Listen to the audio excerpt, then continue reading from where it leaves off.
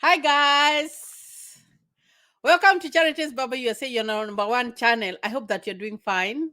I am doing fine. I'm doing great. I hope that you had a good Christmas. Now we are just a few days to the new year. Today is the 29th of December 2021. We are almost saying goodbye to this year and expecting to have a great new year. And we are hoping that we are going to get there. So today I am going to talk about a different topic that most people ask me. They ask me, Charity, what changed when you went to the US? What is different? I had a friend just text me the other day and asked me, like, how is life different from US than in Kenya? So that's what I'm going to talk about today. But before I go there, I want to thank each and every subscriber of this channel. I really acknowledge everyone who has subscribed to this channel. I also want to thank you for watching my videos and asking questions and making those comments and giving them thumbs up, guys. I really, really do appreciate you. I do appreciate you. And just before I forget, my name is Charity Nganga. This is Charity Zimbabwe USA, and thank you for joining me in this session.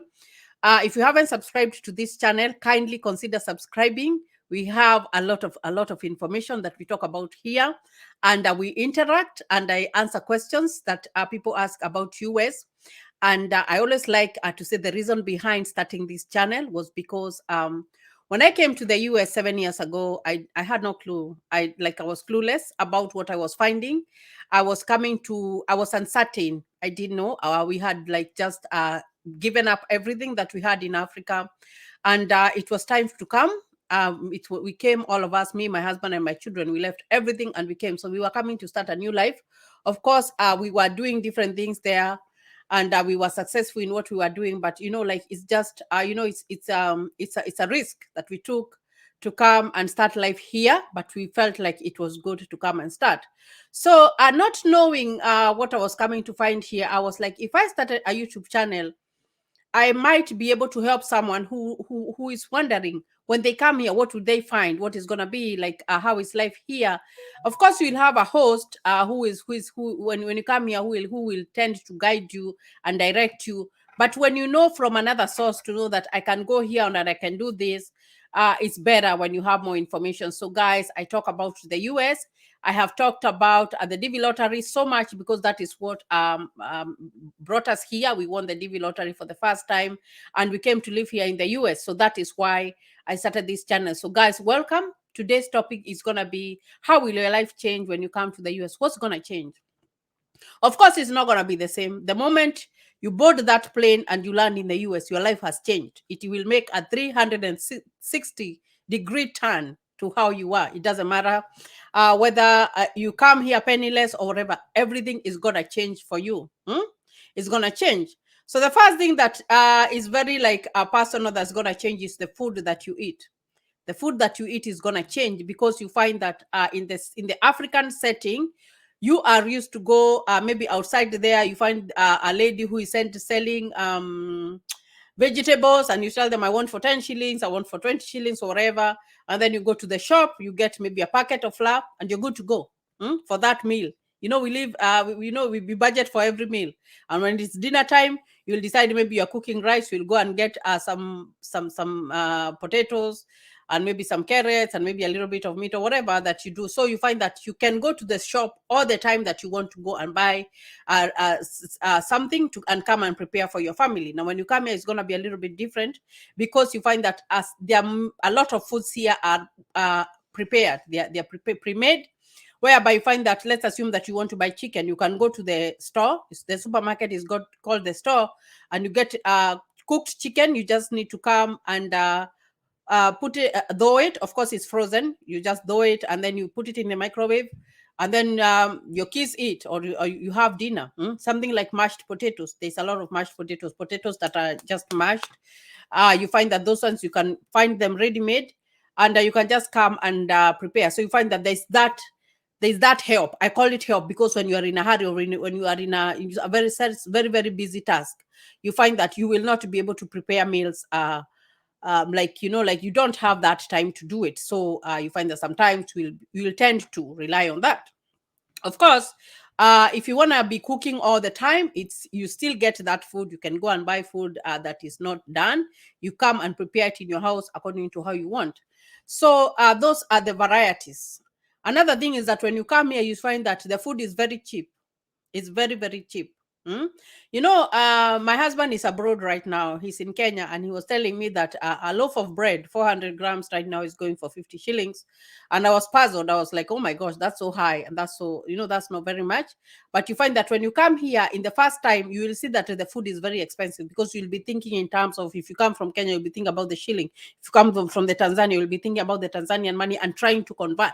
If you come from Uganda, you'll be thinking about Ugandan money and trying to convert. If you come from Zimbabwe, wherever you are coming from, you'll be trying to convert that to a dollar, and you'll be seeing that it's a lot of money. But after you have stayed, you have worked, and you have gone to the store several times, you'll find that actually it's very cheap. It's the cheapest.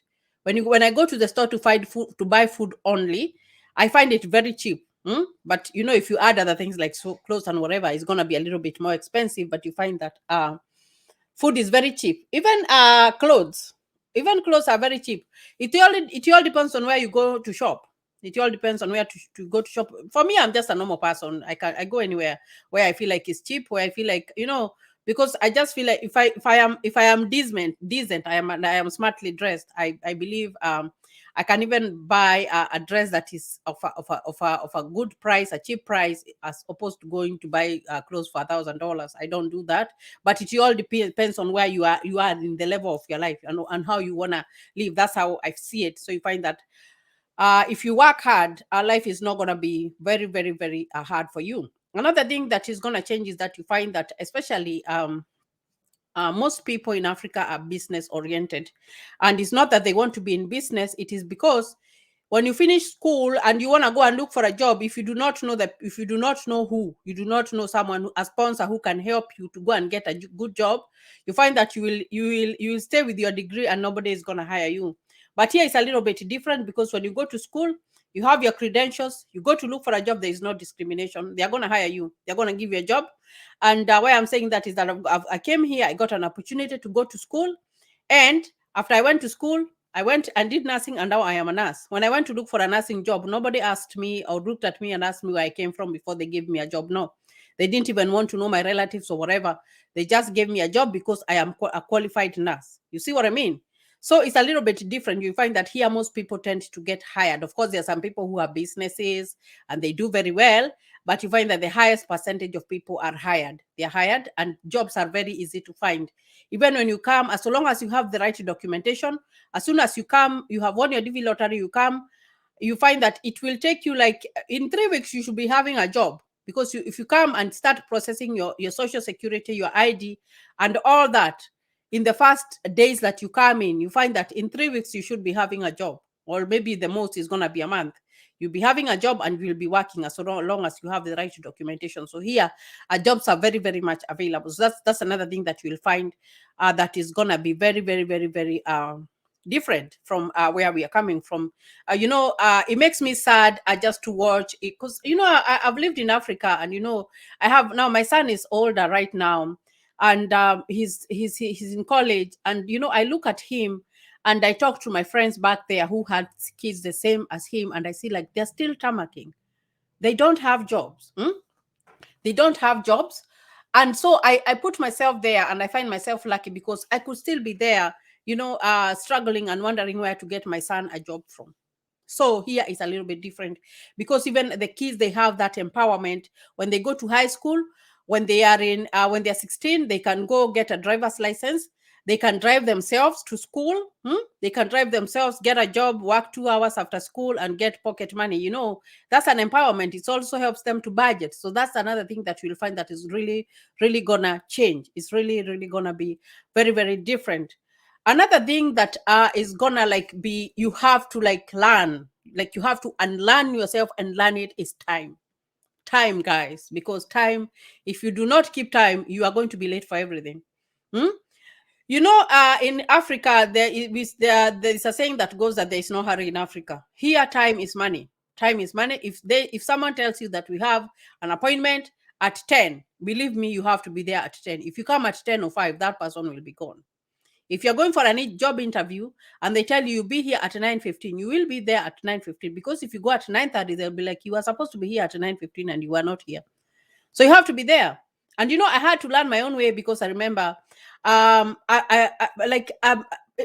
another thing that goes with time is your email. Your email, you have to keep on looking at it, because that's where your bills will come in through your email. They will notify you. You have you have notifications there, and they will tell you, like, at this time is when your bill is due or whatever. So I remember there was this meeting that was supposed to go at my daughter's school, and it was supposed to start at 7. So I was a little bit late, because I was coming from work. So I was a little bit late. So I reached there at 7:15. Believe me, when I went, I found everybody was seated and they had started. I was so embarrassed, because and the embarrassment came in because everyone is seeing you, because when when you have something different, you have a different skin color, and you find that everybody is just sitting down. And the funny thing is that there was no seats at the back. I had to walk all the way close to the front to find a seat. I was so embarrassed, until I was like, oh my gosh, I learned to give time. So I cannot walk into a place that when I am late. I can't. I just cannot. So that's something that you'll have to know. If you're going to someone's place, it's not like home whereby you just walk in anytime that you want. No, you have to call, because people work with schedules. Like, for example, like me, I work at night, so I normally sleep during the day. So if you come to my house, knocking at my door, ringing my bell, and or maybe you even call my phone, sometimes I won't even pick it up. And it's not that I don't want to pick it up, because I am sleeping and my phone is on silent. So if you call me and I had worked the previous night, I might not be able to receive your call. And maybe because I worked the previous night and I am working again that other night, I will look at the messages later. Maybe when I am looking at the messages, it's or during my break at work, and I will not be able to call you, because at that time you are sleeping, because you worked during the day. So you have to really text people. There's a lot of texting, like texting. Calling is not much than texting. Like, it works like very well. So you just text, and that person will see your message, and then they can reply. And of course, when you text them, you don't expect them to return your message like no. Give it a few hours before that person replies, because you do not know what they're doing. So you have to learn to be a little bit more patient, but at the same time you have to keep time. That's very important, because if you do not keep time, you will be late for your appointments. You will be late even to pay for your bills. And of course, when you're late to pay for your bills, you will get penalties. For example, if you have a credit card bill or whatever that you're paying and you're late to pay, you will get a penalty. They will penalize you for not paying. So you have to be very, very vigilant on such stuff. That is one thing that you have to unlearn and learn it new, to keep time. You have to learn how to keep time. The other thing that you will change is money. Your money, you have to budget. Like that one, you have to do it. If you do not budget, then you will not be able to survive very well. Because if you get a job, let's assume you get a minimum wage, like you're paid like $12 an hour, when you have just come in, and maybe that's the lowest that maybe you're getting. So that money you'll be counting, maybe you're being paid every 2 weeks. So if it's $12 an hour, it's not going to change unless you work overtime. So you have to be able to budget for that money and know that this money, according to my bills, maybe your house rent, your electricity bill, your water bill, your phone bill, your food, your trash bill, all that, you will sit down and say, this is the amount of money that I am getting. This is the amount of money that I have to pay my bills. And even if you're making $12 an hour here in the US, it's very easy for you to save. When you do that whole budget, you will be able to save a little bit if you are a saver. That's why I say, for me, I believe, like, if I give you a dollar and you're able to keep even 10 cents, and you use the other one, but you are able to save 10 cents, then even if you're given $1,000, you will be able to save 100. So even if you are on minimum wage, you can still save. Even if you save $5, $10, $20, you can still save your money, because saving is very good. And like I've talked on my other videos and said that if we were not saving our money when we were in Kenya, we could not have been able to come to the US, guys, because it took a lot of money to process the visas. I told you, when you win the green card lottery, you don't get any sponsorship. You have to process everything, from the passports, from the medical appointments, from the visa appointment, sorry, the visa fee, even your plane ticket. You have to pay for everything. So for us, that's an experience that I know that for sure, if we had not saved anything, we could not have, that would have gone. We could not have been able to, because where we were, and at that time, even if we asked for people to come and help us, they could not have been able to raise 1 million Kenya shillings for us for our budget. Because when we came here, when we did our budget, it was close to that. So you find that it's good to start saving. So that the thing that will change about here is money. So you'll know, this is how I spend my money, this is what I do. You'll even have a habit of going to the store with a little list of what you are going to buy. You have, because you know that when something is finished in the house, you put it down, and then when you go to the store, you know that I don't have this and this and this and this and this. That way you don't go to the store and then you realize that maybe you have forgotten salt or whatever, and you find that you cannot have the habit of going to the store every day. That's not going to happen, because it's different. You work on a budget. Here you work on a budget. If you want to go to the store every day, then you will spend so much money that you do not intend to. So you find that you'll find that on your fridge you have a paper like this one that you have stuck there, that when something is finished, you write down there. And then when you go to the store, you know this is what you're going to buy. This is what you need to buy. Of course, nobody's going to ask you if you wanted to buy more. But for me, I believe in planning. Planning works better with me because I'm very forgetful. So you find that because I don't want to go to the store and find out that I forgot to buy salt or whatever, or I forgot to buy sugar, then I tend to carry a list to the store, because I normally go to the store maybe once or twice a week. No, once a week, or maybe just once. I would say once a week. I don't like going to the store all the time. So that's another thing. The other thing that's going to change for you is your kids, because you will have your kids 24/7. You will not be able to hire a nanny when you come here, because it's very expensive. Sometimes you might not even be able to pay for daycare. It's expensive. With that minimum wage, you might not be able to. So you find that you have to make arrangements for how to take care of your kids, because you cannot leave your kids home alone by themselves. If they're young, if they're little ones, you cannot leave them. Maybe when they are 12 and above, there's a limit. Maybe a 12-year-old, you can leave them in the house for like a few hours, and then you go and come back. Of course, if they are adults, like my son now, he's an adult. That one is fine. But maybe it's 5 years, 2 years, whatever, 7 years, you can leave them home alone. If you leave them home alone and you're found out, you find that those children, you're putting them at risk, you're putting them at danger. They can even be taken away by social services. So you have to be very, very, very careful on that. Very, very, very careful. The other thing is that depending on the state that you will go, you will decide on whether you will be driving or not. If you come to a state like Kansas, you find that you have to have a car, you have to drive yourself from point A to point B. If you go to a place like New York City, of course, you don't need a car because it's a lot of traffic and all that. You can use a train. So it all depends on the state that you're going to live in.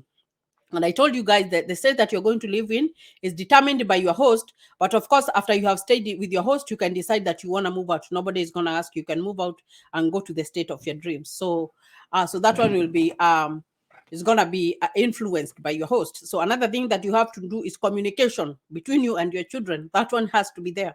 You have to be able to communicate. It's not the way that we were brought up in Africa, that our parents, we are scared of them, we don't tell them stuff. No, it doesn't work like that. You have to learn how to communicate with your children and listen to them. Listen to what they are saying. Try to, give them a chance to explain themselves and tell you this is what they want, because they also have a voice. When they go to school, they are taught to have a voice. So you have to embrace that. You cannot come here in the US and be that parent who says whatever says is what goes. No, that one is not going to work very well with you. You have to do that, because I remember when I was little, we had that fear for our parents, so we weren't able to express ourselves. So I remember when I was in 14 years old, when I had my period, I wasn't even able to tell my mom, because I was so scared. I thought that it was a bad thing, because nobody had given me the education to tell me that this is going to happen.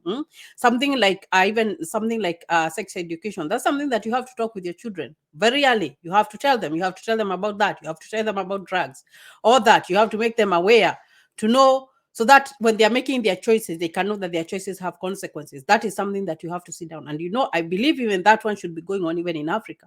This is not the time that parents should sit down and wait for kids to go to school, to be taught in school about what happens in life. No, you have to be their teacher. You have to teach them. You have to tell them this is right, this is wrong. So the parenting that you do here is a little bit different. You have to be, you have to step up. I believe it's called stepping up, and you cannot leave it lag behind. It's your adult children. You have to treat them like adults, listen to them, and advise them, but still let them make their decisions. Still let them make those mistakes. And then even if they are making those mistakes, they will be more wiser if you have talked to them and if you have advised them. So you have to create that friendship. Of course, you are a parent, but you have to have that relationship that they can come to you when they need something, as opposed to going to ask somewhere else. So you have to do that. That's very, very important. So the other thing that I found like is very very is like I've like noted, and like it has really like changed like my perspective of doing things, and even relating with other people, and even thinking about wealth and all that is like, the life, the value of life. And I don't know if I feel like that because I work in healthcare, and I've watched people, like I've been very close to like seeing people like what happens at the end of life. I've seen that, and I've realized that it doesn't matter how much money that you have. That one does not matter so much.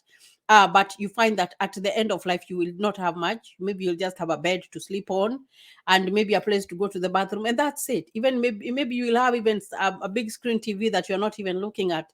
So for me, I've got kind of learned to embrace life more, and to listen more to people, and try to understand people more, as opposed to like thinking about all the money that, all the money and all the wealth. Like, yes, it's good to have money, and it's good to be successful, but at the same time, I think I've come to embrace life more, and to know that all the wealth and all the money is not gonna like buy life, or maybe stop you from being sick or whatever. But you have to be able to like for me, I believe like relationships are more better with people, and even treating people nicely, and even just, just try your best, even like to be there for people, even if you're not going like to give your money or whatever. Just listen, just listening to people and seeing the views, because you find that I've seen, and I've been in places where there's so many bad family disputes about land, about money, about inheritance. And for me, I don't think right now, at the space I am in right now, I think it doesn't matter so much to me that I would go maybe and start, fighting with my relatives or whatever about wealth or whatever. I think I've reached to a point that I know that it doesn't matter.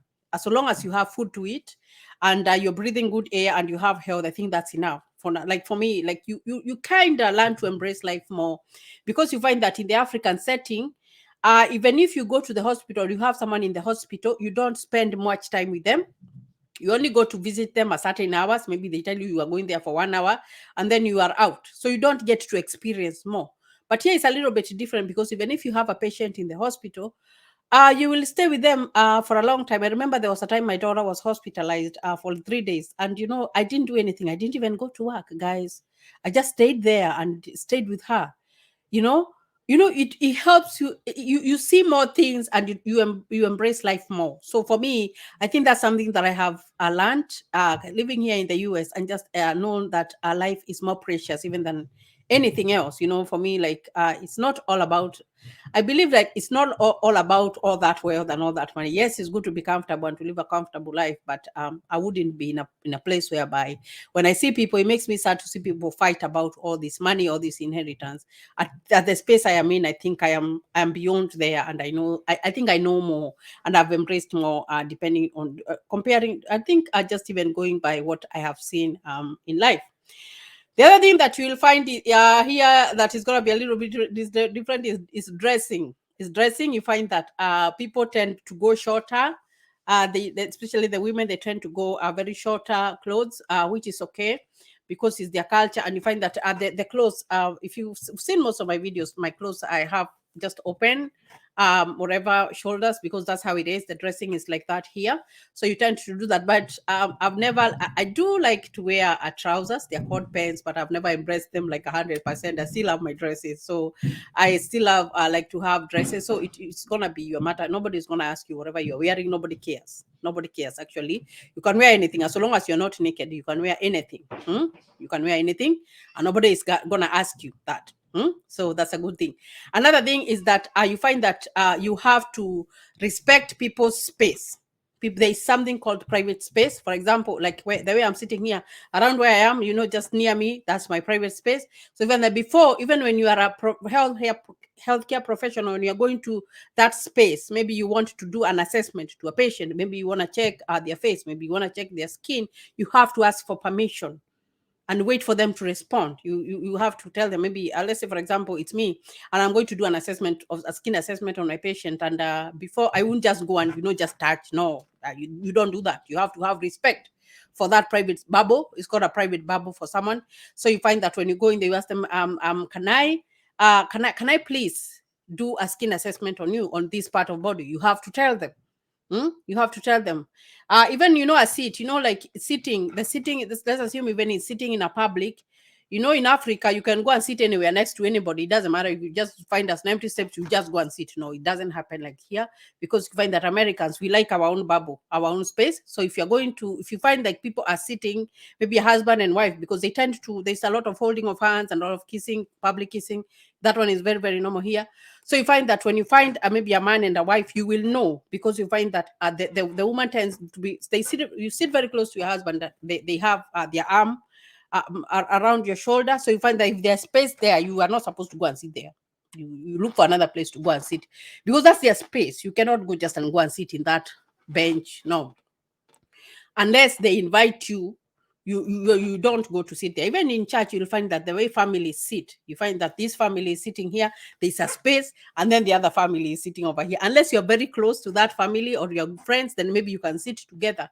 You find that you'll find those little gaps, the little separations, because Americans, they have that private bubble thing. That's something that you have to learn. Another thing is that when you are a man, or when you're a woman, or whatever, you find that here the sexual orientation, it doesn't matter. They embrace or anything. I don't like commenting on that, or I don't have a stand on that or whatever, because I believe that anybody can make the choices that they make. But you find that you cannot go touching people, like you meet a woman and you touch them, or you do or whatever. You cannot do that, because that is invading, that is touching people inappropriately. You cannot do that. I remember I had this friend of mine, and she coming from home, like she was very affectionate and whatever, and it's good to be affectionate. So every time she would come and she would hug me all the time. And like having lived here for a longer time, I had learned, like I had like tried to unlearn, like to go hugging people and whatever. So so she used even to hug like people who were born here, and those people were getting very offended, very, very offended. And they started making comments. They were like, oh, she comes and she hugs you, she does, she doesn't respect private space. So I had to like go back and tell her, you need to stop, just stop hugging people. If they don't want to be hugged, stop hugging them. Because you have to respect their private, unless you're very close to a person. That's when you hug them. You cannot just find anyone, you're just just bump on them. No, it doesn't work like that. They always have that bubble that has to be respected. So that's very, very important. Even when you go wherever that you are learning, you find that even at work, at work, you're working, you're men and women, you find that when you're working and even you're having a conversation, the way people like just laugh and they clap and they pat each other, you won't find that one a lot, even in colleagues, because nobody wants to be accused of touching another person inappropriately. So you have to learn to keep your hands to yourself. Unless you're very close to people, that's when you will hug them and whatever. But if you're not, then you cannot just go hugging anybody. You can do that. It doesn't work like that. So those are some of the things that are going to change for you when you come here in the US, and it's a good thing. But it's good to learn, to know that this is what I expect or this is what I find. So guys, I hope that this video is going to be educative for you. I just thought that it was good, like just to tell you like what will happen or what will change, because like I've had that question from so many people, and I hope that this video is going to be helpful. So thank you for watching. If you haven't subscribe, please like this video, and see you next time in another video. Thank you, and God bless you.